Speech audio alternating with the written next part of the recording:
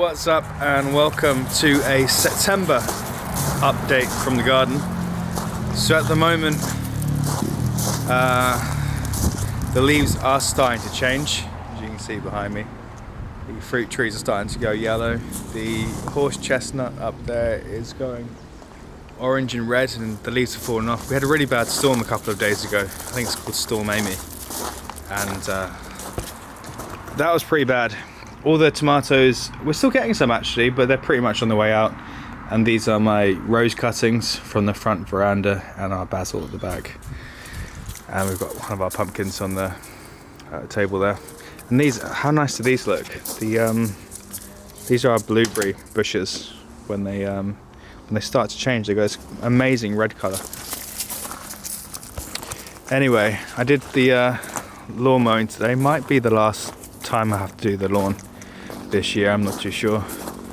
You can see the fig tree there. I'm using the DSLR, so normally I use the iPhone camera, but I thought this would be better quality. Look at that. I should have come out here earlier, really, because it was such a nice day. Still loads of apples on here. Yeah, I should have come out here earlier, but I had to go take my Cobra for an MOT, so my day got mixed up and ruined. So these are tons of walnuts from the tree that the squirrels keep burying everywhere. This is our rhubarb bed, all harvested now and starting to die back. This winter, these ones over here are new ones, but I'll probably look at splitting these. Raspberries, I'm going to leave them high this year. Normally I cut them down to about knee height. That's not very helpful, is it? Normally I cut them down to knee height, but this time I'm going to leave them up top, and then you can just snap off the top bits apparently, and they come back a lot earlier. Look at the size of this marrow. There's a shoe for scale here. Absolutely massive. And this is a plum tree. But we only got a few of them off this year. And these are our runner beans that we need to harvest because they're getting too long.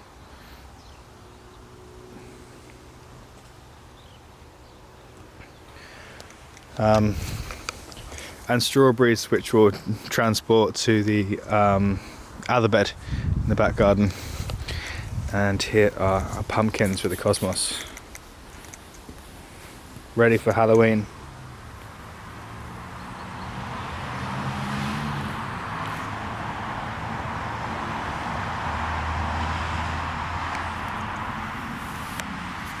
Green gauge obviously completely gone. That doesn't last for too long. We've pruned it so it's all nice, ready for next year. The pear tree is completely changing now, which is really nice. Rubbish year for pears this year. And then down here are our cucumbers that we put out for the neighbours and some of the surrounding villages. You know, it's kind of funny that sometimes you put produce out for people and charge for it, like fresh vegetable boxes. We don't charge a lot for us, but we put a huge big box out of fresh vegetables and fruit. And some people are really generous and pay a lot for it. And then other times you put fruit out for free and just no one wants it. You can put out a ton of cucumbers. I mean, cucumbers in Waitrose are like, I think they're £1.20, £1.30, something like that. All these lovely apples on this one.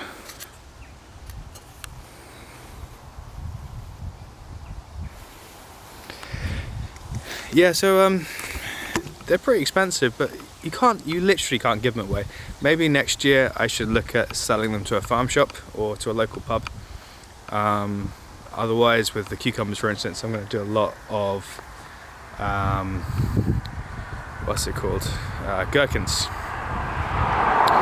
And this here is our Christmas tree, which is looking nice and tall. It's probably about 6 or 7 foot now, and all our hornbeam is really coming on. It's starting to change now, which is nice, but I'm looking forward to this getting much more established down here. And all you can see down here are the Asian pear trees, well, the Asian pears. which the hornets and the wasps are left alone now.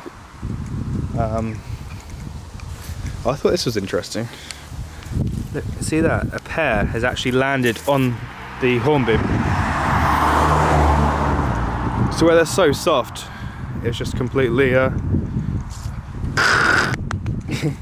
completely just went straight onto the branch. Oh, that's bright here. And then over in this section, I need to put the compost bin roof on it.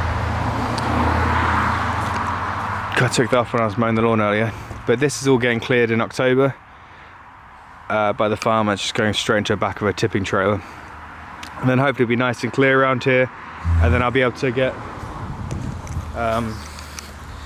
bees for next year. I'm probably going to set the area up for bees in, I guess, in January, or December, January time, and then get the bees in April. I think that'd be nice. Not much changed in this area so far. I need to have a clear up of the shed because that's just getting so messy. Oh, I fixed the guttering. I'll just show you quickly.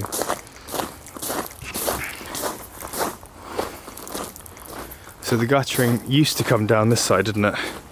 Now it goes all the way around the back, and these are our hops, by the way.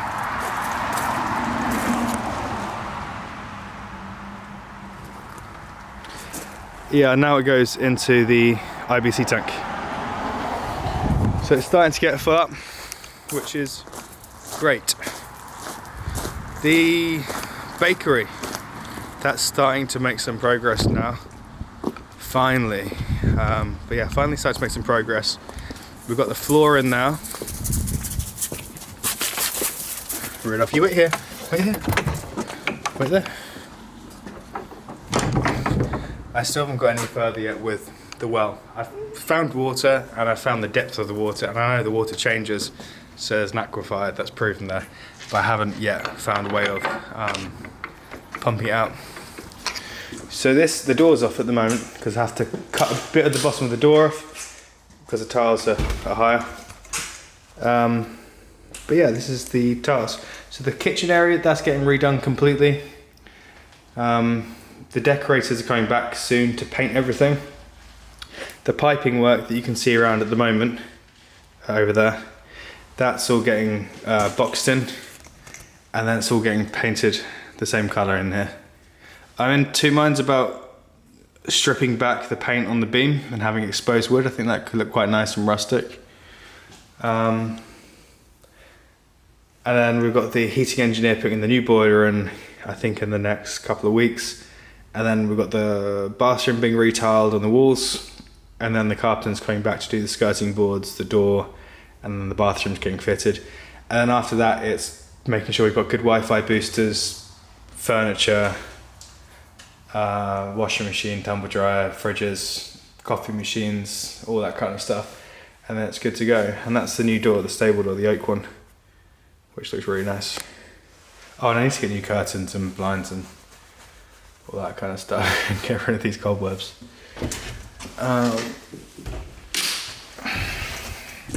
So that's exciting. That's nearly done. And we go back around here. So that's the skip rope, all that rubbish going in at the moment for the bakery unit. Oh, this is quite cool too. The that's a holly bush. I thought it'd be quite nice to get one matching on this side. I don't know what this is, but I think I should take it out. I'm sure it never has flowers on it. Jess seems to think it does, but I've never seen them. But if we had matching holly bushes on each side, I think it'd be really nice. And it's Cobra just taking it back from its MOT, so letting it cool down in there. There's our Shropshire prune tree. And then what's going to happen for probably in the next couple of weeks, I'm going to strip out all these front flowers, so that's going to be a nice clean bed. The dahlias probably haven't got much longer left in them. The wind gave them an absolute battering. These are all our leftover cucumbers. Again, we tried to give them away, just no one wants them, and the chickens are eating them and Rudolph's eating them at the moment, but there's only so many gherkins you can eat. And then over this bed we've got our beetroots. We've got yellow and purple ones, which are huge. And these are all our main crop potatoes, which I've noticed the other day, some of them are going a bit green and you can see them a little bit exposed. Like that, see? Don't think you can see. So really, I probably should have had more soil and like ridged them a bit better. This bed, which had I think beetroot and cauliflower in, that's empty now. Only strawberries left in this one and some weeds.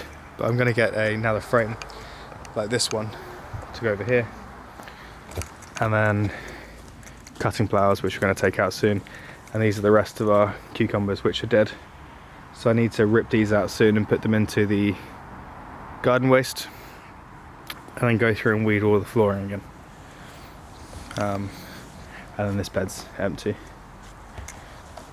And then the chicken issues, so we put the one, it's a bit dirty in here, but so I need to clean it too, another thing.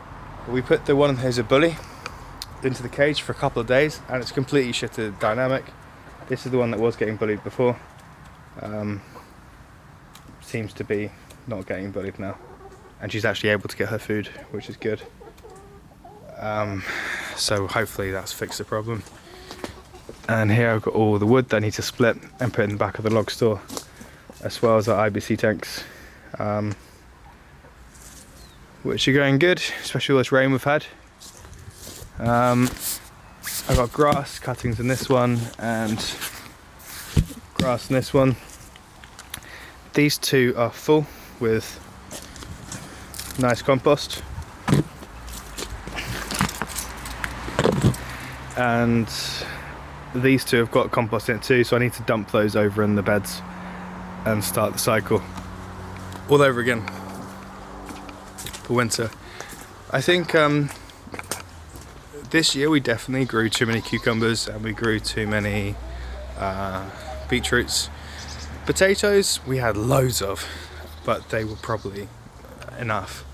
But I think next year, because we did we did autumn and winter onions this year, and it meant that by the time we harvested them we couldn't then plant them again in spring, and they just didn't turn out too well. We didn't have that many of them and they weren't that good. So I think we'll do spring onions and have a whole bed for those. Roses on the veranda have been all pruned now by me, and then the fig tree, that's probably ready for its next cut. So I'm going to cut that down with a chainsaw, put the wood away with the other wood, and try and get rid of that bushy bit. But it's going to be pretty hard because it's just solid. I don't know the best way of getting rid of that. If it wasn't so close to the house or the oil tank, I'd probably just burn it, but yeah, I can't do that. And then I need to, that's all changing, going yellow now. And I need to prune the roses over here. That pallet I'm just waiting for a friend to pick up because he wanted it. And that's our cherry tree that we've never had any fruit on up there. Oh, and the bed's still at the front, either side of the gates. I'm still waiting to turn those into hydrangea beds. And then back over this way. Shame it's not bringing out the stripes more clearly. Well, it looks quite good.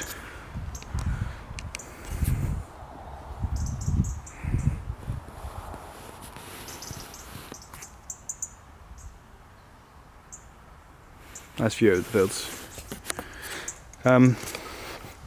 Yeah, when the sun hits it, it's much better. There's a bit of tuftiness, like there, because it was a bit wet when I cut it, and I took too much off at once. So I'm probably gonna have to go over it maybe next week or something. And then I still need to go over here with the rotavator and churn it all up, and then put a nice little wooden fence around for the bees over here. And this is our circular patio thing that's going to go under the sundial. And I still need to chop up all this wood. I still haven't got around to doing that. But yeah, apart from that, that's pretty much all our garden stuff at the moment. Oh, and the other thing I was going to say was, look at this. The Asian pear tree grows this really nice purple colour in autumn. There's lots of nice colours in the garden. The fig tree's going yellow, horse chestnuts going red, and the Asian pear tree going purple. That's why I think it'll be so nice once all the hornbeam down the sides established. It's high, it'll block out the road a bit more. It'll make it a bit quieter. Not that it's noisy, it's only if someone really puts their foot down it's quite noisy. And it'll be nice in autumn. Once that's done, because it'll be like a really nice deep reddy orange colour, which I think will be nice. Yeah, so that's it. Pretty much a short one for this year, or this month I mean. And there's Rudolph trying to join us. And then yeah, so basically for October it's just a case of clearing up some trees, some flower beds, getting rid of the last of the vegetables, the last of the fallen fruit. So I kept picking up the fallen fruit, the apples and the pears and stuff. I must have done it 5 or 6 times. It's like the hay from the hay lorries outside the front, just gets dumped all over the pavement. And I get fed up of cleaning it up over and over and over again. So I'm just going to wait for it to be completely done. And yeah, then pretty much wrapped up for winter now. And we've had some progression with the garage building too, which is going up here. So once the skip's out the way, that'll be up this way, which shouldn't hopefully be much longer because it's taken so long to get permission to build there. It's crazy that in the UK you can buy a house and you still have to go through so many hoops to get permission to do what you want to it. Even if you're trying to be sympathetic and blend in with the surrounding area, they just make it so difficult. Anyway, hope you enjoyed. I'm gonna go feed that little dog now. Come here. And hopefully there'll be some hopefully there'll be some big changes in the next month or two around the house. Tying up loose ends, having the bakery done. I'm guessing, hold on. I'm guessing that'll be done in the next, well, I'm hoping for Christmas, but if they can get done in November, that'd be great. And a few other projects I'm working on. And then yeah, I'll probably focus more on the videos of the inside of the house going forwards over winter, and then the planning for everything for spring for next year. But yeah, if there's anything you want to see in particular, or you want to see more of, or you got any questions, then just let me know and I'll do a video on that. Say bye, Rudolph. Say bye.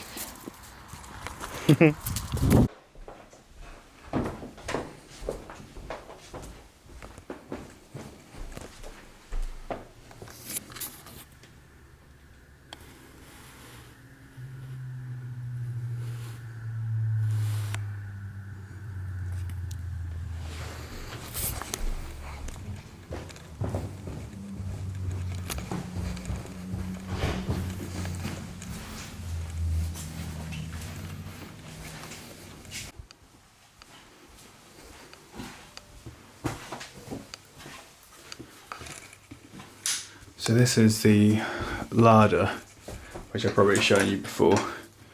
Here are the rest of our potatoes, the ones that didn't get blight. Same with some of their sweet potatoes and red onions. The sweet potatoes and red onions obviously shop bought. That's Rudolph's little area where he has his snacks, which is what he wants right now. Rudolph, sit. Break him into half now because he's getting fat. Good boy. I've got eggs here that people are collecting later on today. Obviously all the different colours. These are our garlic, the leftover ones from last winter that we did. That's the paper shredder that I used to shred all our waste, and that goes straight back into the compost. Here are some of our homemade chutneys up here, and all our, well, some of our prepping bits: toothpastes, toilet cleaners, carpet stain removers, vinegar, oats, pasta, rice. I need to make this all a lot nicer and neater, and we've got some more nuts and rice and pasta up there. All our tin goods and jars. And then over here we've got homemade damson jelly, apple jelly, green gage jam, raspberry jam, strawberry jam, red gooseberry jam, quince jelly, medlar jelly, beetroot chutney. We got loads of stuff, and some more protein stuff. Beetroot's up there. Local honey from the field across the road. And then in here we got some more quince that just smell amazing at the moment, so we need to turn those into jelly. I've got the last of the tomatoes from the greenhouse. Look at the size of this one. Absolutely monstrous. But they're starting to go, so I need to turn those into paste soon. And then underneath we just got bags, dog biscuits, dog food in bulk. But yeah, thinking underneath here maybe putting like a curtain rail or something going around on the underneath, and then or some kind of storage. It seems like a waste of space at the meantime. And then I obviously get everything much nicer and neater in here. And these are pickles from earlier this year. So we've got spicy ones and normal ones in there. We've gone through so many of them. I think next year I'm going to get a lot more jars like this. I forgot the name of them, but these type of jars, and just prep it all out. And got some more honey up there too. And we've got a load of leftover jams down here from where we had hosted an event. And yeah, that's basically it in here for now. Coming into the end of season now, and looking forward to a break and then focusing more on the inside of the house and showing you more around that.